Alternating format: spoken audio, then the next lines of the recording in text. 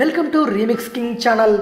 మనుషుల్ని మనుషులు మాత్రమే హిప్నటైజ్ చేయగలరు అనుకునేవారు నిన్న మొన్నటి దాకా. ఈ మధ్య ప్రపంచంలోనే ప్రప్రథమంగా మనుషుల్ని తన కంటి చూపుతో హిప్నటైజ్ చేయగల ఓ శునకం ఉదంతం వెలుగులోకి వచ్చింది. మనుషులకే ఎదుటి మనుషుల్ని హిప్నటైజ్ చేయడం చాలా కష్టమైన పని. అలాంటిది ఓ శునకం మనుషుల్ని హిప్నటైజ్ చేయడం ఏంటి? ఈ ఆలోచన మనసులోకి రాగానే ఈ విషయం గురించి కొంచెం సెర్చ్ చేశా. ఈ డాగ్ పేరు ప్రిన్సెస్, వయస్సు 4 సంవత్సరాలు, జాతి జర్మన్ స్పిట్జ్. ఈ డాగ్ బహిరంగ కార్యక్రమాల్లో తన హిప్నటిక్ విద్యను పబ్లిక్గా ప్రదర్శించి చూపి జనాన్ని నిర్గంతపరుస్తుంది. ఈ హిప్నటిక్ డాగ్ ఓనర్ లెనన్ తన డాగ్కు ఈ శక్తి ఉందని గుర్తించి దాని సామర్థ్యాన్ని మరింతగా తీర్చిదిద్దాడు. కారణం ఇతను స్టేజ్ హిప్నటిస్ట్ కావడమే. డాగ్స్ తమ కన్నా చిన్న జీవుల్ని హిప్నటైజ్ చేసి వాటిని హిప్నటిక్ స్టేజ్కు తీసుకెళ్లి తమ ఆహారంగా తింటాయి.